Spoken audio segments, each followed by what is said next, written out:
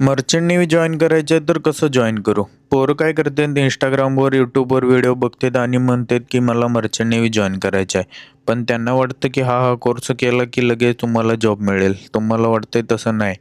तुम्हाला कोणतरी एजंट मिळतो, म्हणतो तुम्ही हा कोर्स करा, पटापट तुम्हाला शिपवर पाठवतो. पण ते सगळे फसवतात कारण फक्त कोर्ससाठी एवढंच सांगतात. पण कोर्स झाल्यानंतर तुम्हाला फक्त सर्टिफिकेटच देतात. जॉब तर मिळत नाही. तुम्हाला स्वतःला जॉब बघावा लागणार. कोर्सची फी जरी 2 लाख असली तरी तुमच्याकडून 4 लाख 5 लाख रुपये घेणार आणि कोर्स झाल्यावरती मग तुम्हाला सांगणार की शिपवरती जाण्यासाठी अजून तुम्हाला 4-5 लाख लागणार म्हणून. इंस्टाग्रामवर पण तुम्हाला काय ॲडव्हर्टाईज येतात.